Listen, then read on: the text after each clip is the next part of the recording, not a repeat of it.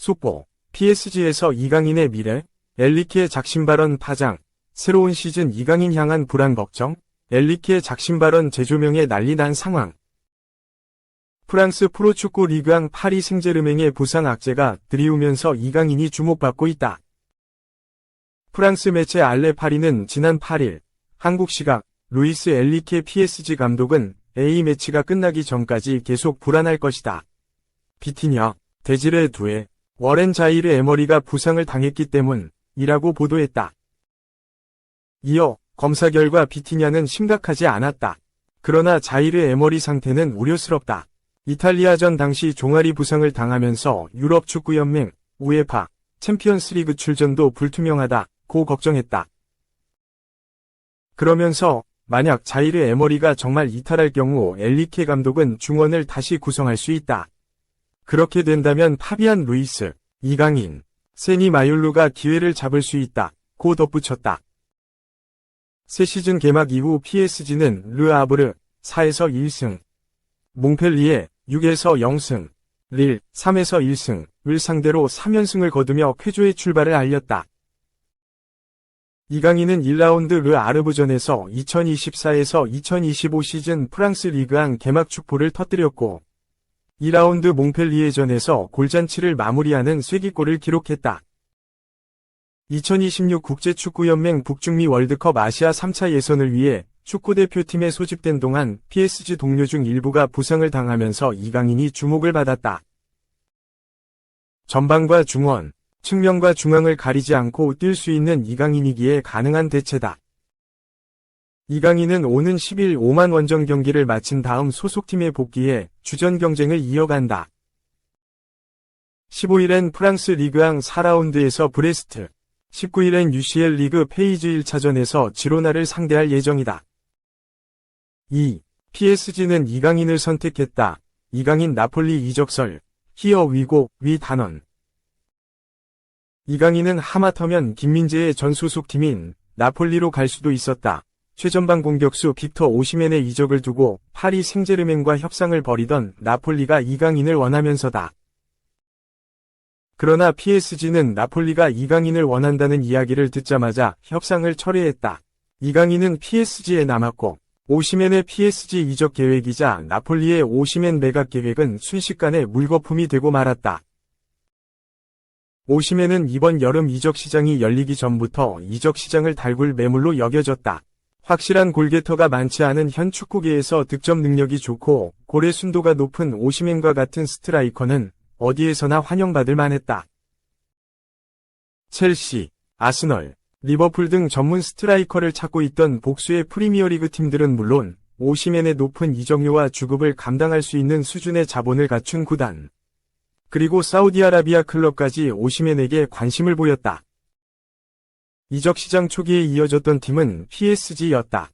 카타르 자본을 등에 업고 있는 PSG는 나폴리가 오시멘의 계약 조건에 걸어둔 바이아웃 금액을 지불할 수 있고 오시멘의 높은 주급까지 감당할 수 있는 팀으로 생각됐다.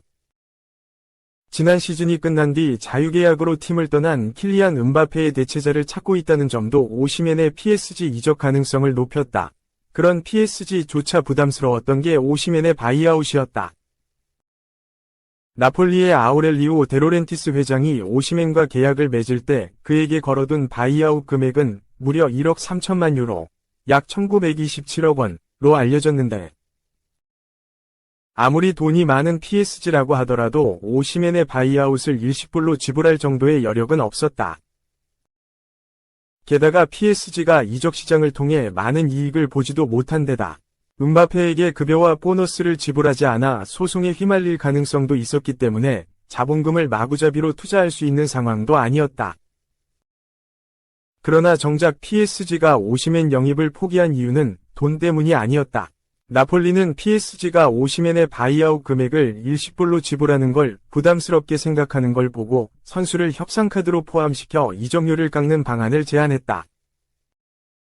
이때 언급된 선수 중 하나가 바로 이강인이었는데 평소 이강인을 팀의 장기적인 플랜 중 하나로 보고 있던 PSG는 이강인의 이름이 거론되자 제안을 단칼에 거절한 건 물론 협상까지 엎어버렸다.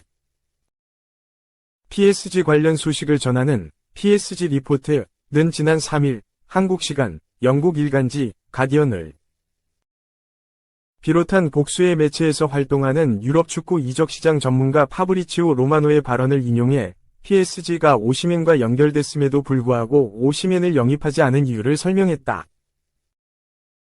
PSG 리포트에 따르면 로마노는 이강인이 PSG에서 건드릴 수 없는 존재라고 설명하면서 협상 초기에 오시멘의 바이아웃 금액을 요구했던 나폴리가 PSG에 이강인을 거래에 포함시키는 걸 제안하자 PSG가 협상을 중단했다고 밝혔다.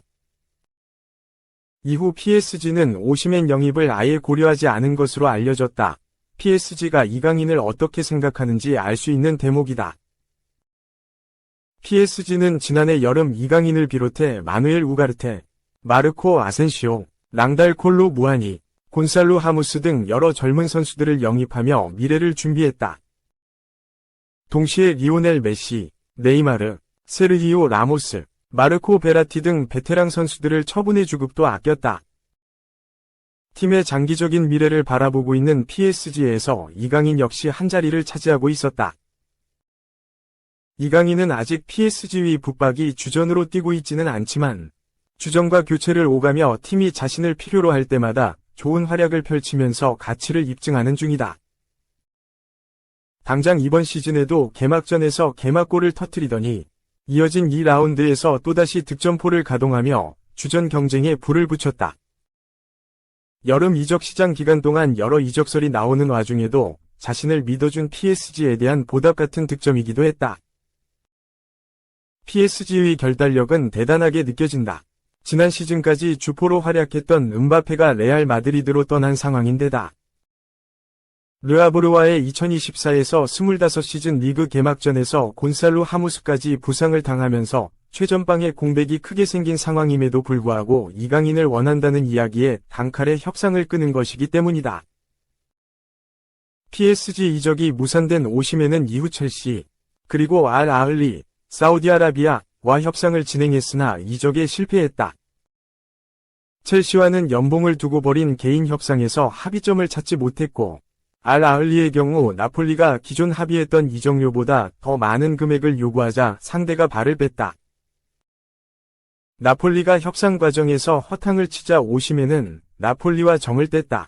그는 구단에 더 이상 1군에서 뛰지 않겠다고 통보했고, 나폴리도 이에 질세라 오시멘을 무시했다.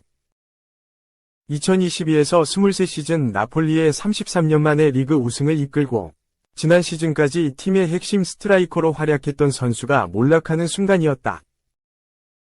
그런 오시멘에게 한 줄기 빛이 내렸다. 바로 갈라타사라이의 임대 제한이었다. 키르키의 슈페르리가의 이적 시장 기간이 유럽 빅리그보다 조금 더 긴 덕에 오시멘은 이적 시장 막바지 대반전에 성공할 수 있었다. 갈라타사라이는 나폴리의 임대로 1000만 유로, 약 148억 원을 지불했고 오시멘의 연봉 중 90%를 부담하기로 약속했다. 나폴리가 흔쾌히 수락할 만한 조건이었다. 길고 길었던, 그리고 이강인까지 엮여 더욱 길게 느껴졌던 오시멘의 이적 사가는 그렇게 끝났다. 3. 한국의 K++ 대표팀 차기 9번, 성장 중, 42초 데뷔골, 이영준. 유럽 생활 시작부터 역대급이다. 소속팀, 8월 이달의 선수, 선정. 한국 대표팀 9번이 미래로 여겨지는 이영준이 유럽 무대 시작부터 좋은 활약을 인정받으며 이달의 선수상까지 받았다. 그라스호퍼는 8일, 한국 시각, 구단 홈페이지를 통해 이영준이 구단 8월위 선수로 선정됐다. 이영준과 지오토 모란디, 크리스터스 토퍼스, 아워 마빌 등이 후보에 올랐으나 이영준이 가장 많은 팬들의 표를 받으며 투표에서 승리했다. 그는 강력한 데뷔를 선보였고 단 42초 만에 득점을 터뜨렸다라고 공식 발표했다. 이영준은 지난 7월 30일 그라스호퍼로 이적하며 유럽 무대에 발을 들였다.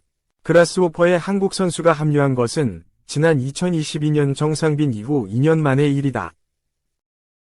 이영준은 지난해 U20, 20세 이하 월드컵에서 뛰어난 활약을 선보이며 본격적으로 유럽 무대에 관심을 받기 시작했다.